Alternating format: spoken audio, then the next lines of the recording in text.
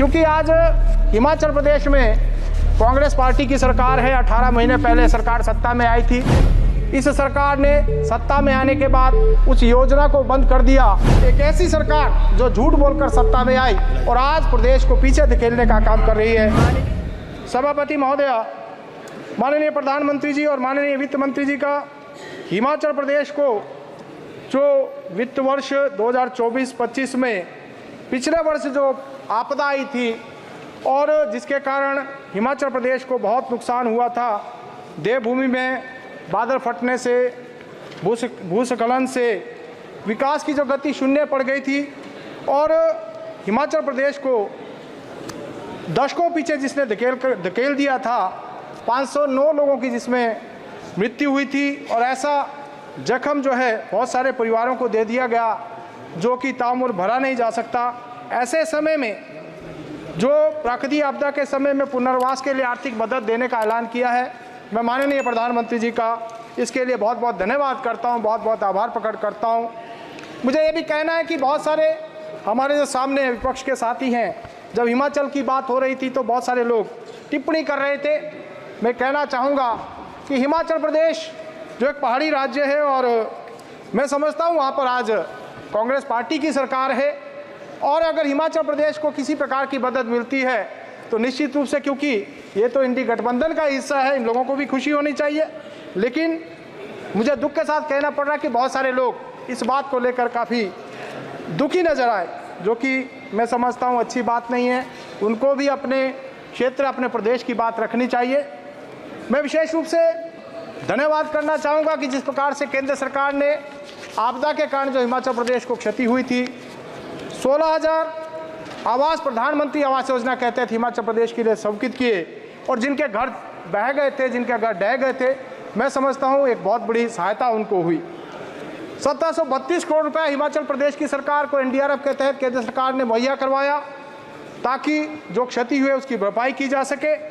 साथ ही साथ 2643 करोड़ रुपया प्रधानमंत्री ग्राम सड़क योजना तृतीय के तहत दिया गया, जो कि एक हिमाचल की सड़कें जो भारी बरसात के कारण और जो पुल खराब हो गए थे उनको फिर से बनाया जा सके। मैं समझता हूँ बहुत बड़ा कदम है।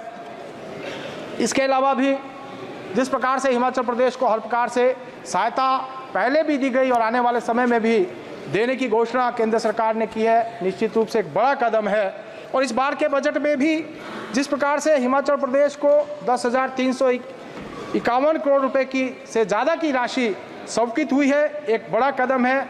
वो चाहे रेलवे क्षेत्र की हम बात करें, एयर कनेक्टिविटी की बात करें या फिर रोड इंफ्रास्ट्रक्चर को बेहतर बनाने की दिशा में दिया गया है, एक बहुत बड़ा कदम है।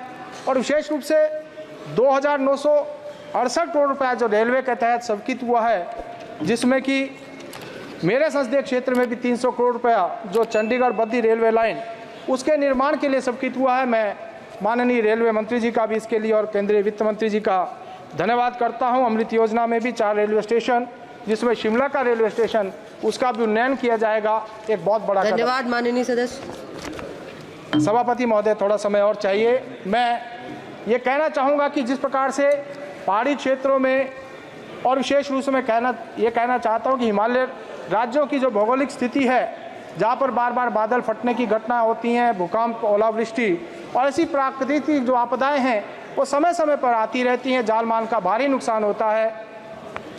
इन राज्यों में विशेष रूप से मैं पहाड़ी राज्यों की बात करना चाहूँगा, जिसमें चाहे हिमाचल प्रदेश है, उत्तराखंड है, असम है, जम्मू कश्मीर है, मणिपुर है, मिजोरम है, अरुणाचल, मेघालय, सिक्किम, नागालैंड, त्रिपुरा, ऐसा करके जो राज्य है इनके लिए जैसा कि पूर्वोदय की तर्ज पर एक अलग से मंत्रालय या फिर मंत्रालय में एक विभाग गठित किया जाए जो इन क्षेत्रों में जो इस प्रकार की प्राकृतिक आपदाएं आती हैं उनका निरीक्षण करे और समय समय पर इन प्रदेशों को उनकी आवश्यकता अनुसार सहायता भी मुहैया करवाए।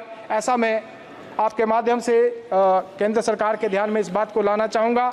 बाकी मैं कुछ प्रदेश से रिलेटेड बातें भी कहना चाहूँगा, क्योंकि आज हिमाचल प्रदेश में कांग्रेस पार्टी की सरकार है। 18 महीने पहले सरकार सत्ता में आई थी और सत्ता में आने के लिए इन्होंने गारंटियां दी थी, वादे किए थे, लेकिन 18 महीने बीतने के बाद एक भी वादा ये सरकार पूरी नहीं कर पाई।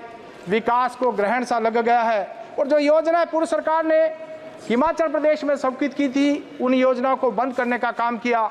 मैं आपके ध्यान में लाना चाहता हूं कि आयुष्मान भारत योजना की तर्ज पर हिमाचल प्रदेश में हिमकेयर स्वास्थ्य योजना प्रदेश सरकार ने शुरू की थी, जिसमें प्रत्येक व्यक्ति को मुफ्त इलाज की सुविधा दी गई थी। लेकिन इस सरकार ने सत्ता में आने के बाद उस योजना को बंद कर दिया।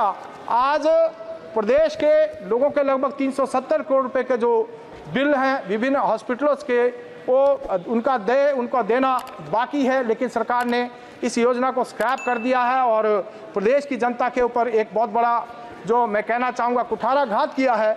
इसी प्रकार से जो योजनाएं प्रदेश में शुरू हुई थी, उन योजनाओं को आगे बढ़ाने के स्थान पर इन्होंने बंद कर दी। इन्होंने महिलाओं के खातों में 1500 रुपये देने का वादा किया था, वो पूरा नहीं कर पाए। इन्होंने 1 लाख रोजगार युवाओं को सरकारी नौकरी देने का वादा प्रतिवर्ष किया था, एक भी रोजगार नहीं दे पाए। किसानों से दूध खरीदने का वादा किया था, गोबर खरीदने का वादा किया था, वो भी नहीं पूरा कर पाए। इन्होंने 300 यूनिट बिजली देने की भी बात कही थी, लेकिन उसको भी पूरा नहीं कर पाए। एक ऐसी सरकार जो झूठ बोलकर सत्ता में आई और आज प्रदेश को पीछे धकेलने का काम कर रही है। माननीय सदस्य असादुद्दीन ओवैसी जी, मैं आपके माध्यम से प्रदेश सरकार से आग्रह करना चाहूंगा कि इस प्रकार की जो जन कल्याणकारी योजनाएं हैं उनको जो है जारी रखा जाए और हिमाचल प्रदेश को आगे बढ़ाया जाए। अध्यक्ष सभापति महोदया, मैं आपके ध्यान में कुछ अपने क्षेत्र की मांगे भी रखना चाहूंगा, जो कि हिमाचल प्रदेश को आगे ले जाने के लिए बहुत आवश्यक है। 2-3 बातें, 2 मिनट और आपके में लेना चाहूंगा। 1 मिनट में अपनी बात को मैं समाप्त करना चाहूंगा। सभापति महोदया, हिमाचल प्रदेश एक टूरिस्ट प्रदेश है। बाढ़ के कारण हिमाचल प्रदेश को बहुत नुकसान हुआ। मेरा यह आग्रह रहेगा कि हिमाचल प्रदेश को टूरिज्म की दृष्टि से विकसित करने के लिए और अधिक सहायता दी जाए, ताकि हिमाचल प्रदेश का और विकास हो सके। PMGSY 3 की तर्ज पर हिमाचल प्रदेश में जब अब PMGS 4 की घोषणा इस बजट में की गई है, उसमें भी हिमाचल प्रदेश में अटल टनल की तर्ज पर टनल्स बनाकर जो है सड़कें बनाई जाएं, ताकि यहाँ जो चाहे वो समय की बचत की बात हो या जो जाम की स्थिति है उससे छुटकारा मिल सके, ऐसा भी मेरा निवेदन रहेगा।